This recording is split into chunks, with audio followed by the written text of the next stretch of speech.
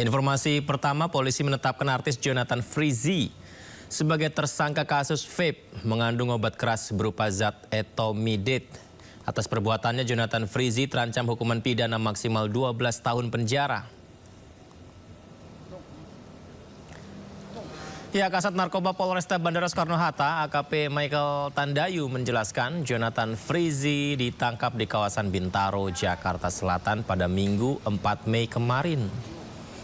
Namun artis yang akrab disapa Ijong ini tidak dihadirkan saat rilis karena kondisi kesehatannya kurang baik pasca operasi. Jonathan masih menjalani pemeriksaan di ruang Satres Narkoba Polresta Bandara Soekarno-Hatta.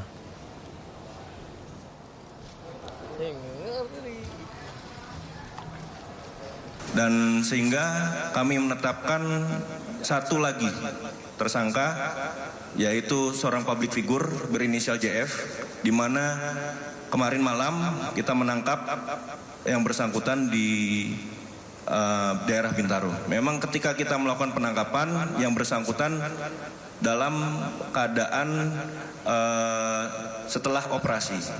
Tapi yang bersangkutan siap bersedia untuk dilakukan pemeriksaan, sehingga saat ini sedang kami lakukan pemeriksaan. Sebelumnya, aktor Jonathan Frizzy diperiksa oleh Satres Narkoba Polres Bandara Soekarno-Hatta. Publik figur yang disapa akrab Ijong ini diperiksa sebagai saksi atas dugaan obat keras yang ditemukan dalam rokok elektrik.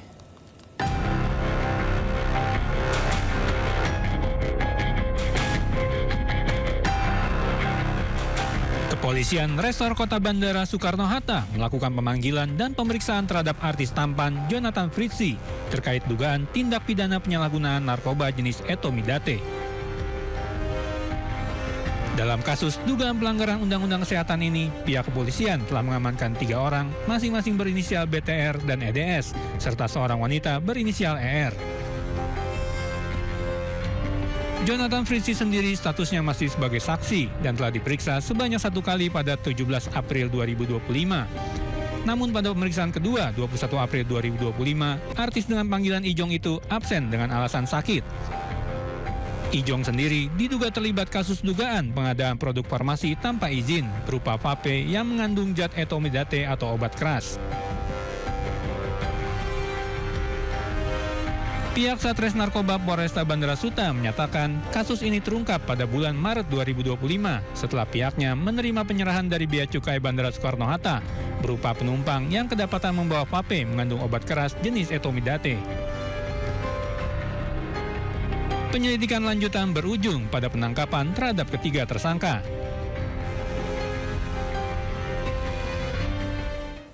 Kita ke kasus lainnya, pemirsa. Sidang lanjutan kasus suap vonis bebas Gregorius Ronald Tanur yang menyeret mantan pejabat Mahkamah Agung Zarof Richard kembali digelar hari ini. Sidang sempat diwarnai perdebatan tajam antara tim penasihat hukum dan ahli dari Jaksa Penuntut Umum. Ya, inilah sidang yang digelar di Pengadilan Tipikor Jakarta, menghadirkan 2 saksi, yakni pengacara dan ahli hukum pidana dari Universitas Jenderal Sudirman, Hipnu Nugroho.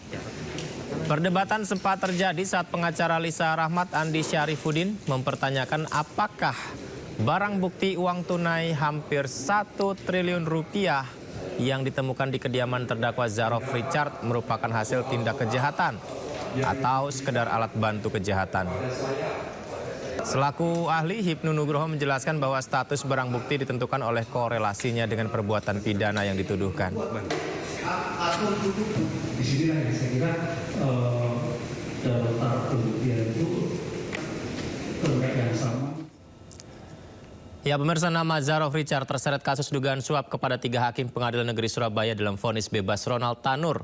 Zarof diduga jadi makelar kasus.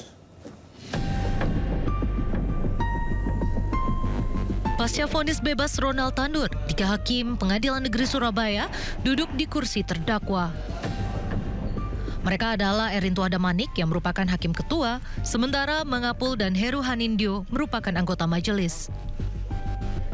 Ketiganya didakwa sebagai penerima suap dan gratifikasi dalam vonis bebas Ronald Tanur dengan nilai 1 miliar rupiah dan 308.000 dolar Singapura dengan total sekitar 4,67 miliar rupiah. Total ada 6 orang yang ditetapkan sebagai tersangka atas kasus dugaan gratifikasi putusan bebas Ronald Tanur di PN Surabaya. Mereka adalah 3 majelis hakim yang memutus perkara mantan pejabat Mahkamah Agung Zaro Frikar, ibu serta pengacara Ronald Tanur. Dari penangkapan maklar kasus sekaligus mantan pejabat Mahkamah Agung Zaro Frikar, diduga ada pemufakatan jahat untuk menyuap Majelis Hakim Kasasi perkara Ronald sebesar 5 miliar rupiah agar putusannya menguatkan vonis bebas Majelis Hakim PN Surabaya. Kasus bermula dari jeratan hukum untuk Ronald Tanur atas kematian kekasihnya Dini Sera Afrianti. Ibu Ronald Tanur, Meriska Wijaya, berupaya agar anaknya bebas. Ia pun meminta pengacara bernama Lisa Rahmat mengurus perkara tersebut. Lisa lalu menemui Zaro Frikar untuk mencarikan hakim PN Surabaya yang dapat menjatuhkan vonis bebas.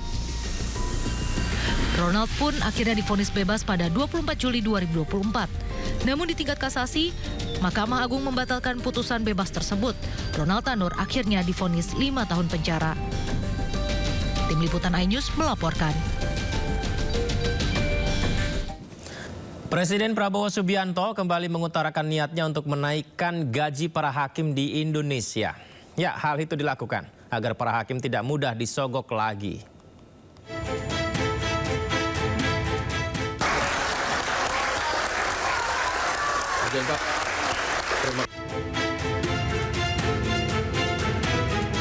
Presiden Prabowo Subianto mengutarakan kembali niatnya untuk menaikkan gaji hakim di Indonesia.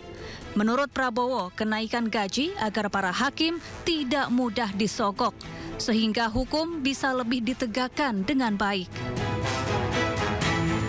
Begitu banyak kebijakan kita yang akan kita lakukan untuk memperbaiki keadaan kesejahteraan rakyat kita dan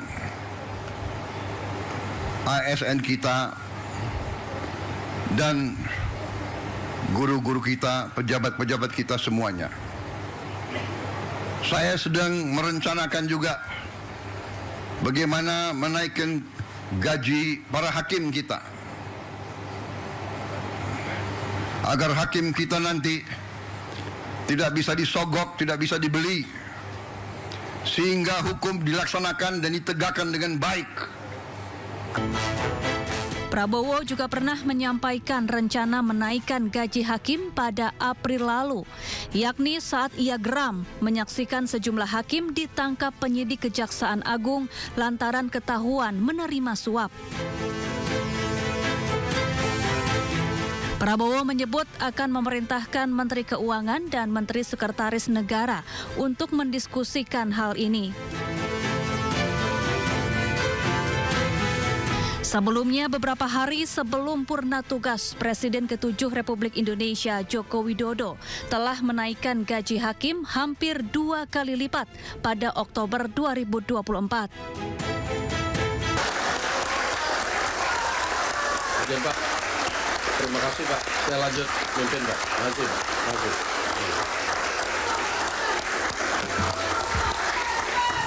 Keputusan ini dibuat usai para hakim mengadukan nasibnya ke DPR dan Komisi Yudisial. Berdasarkan Peraturan Pemerintah Nomor 44 Tahun 2024 tentang hak keuangan dan fasilitas hakim yang berada di bawah Mahkamah Agung, gaji pokok hakim ditentukan berdasarkan masa kerja dan golongan. Gaji pokok terendah senilai Rp2.785.700 dan tertinggi dengan masa kerja 32 tahun Rp6.373.200 per bulan. Selain gaji pokok, hakim juga mendapatkan tunjangan yang besarannya berdasarkan tingkatan jabatan, yakni mulai dari Rp11.900.000 hingga Rp56 juta per bulan. Tim Liputan iNews melaporkan.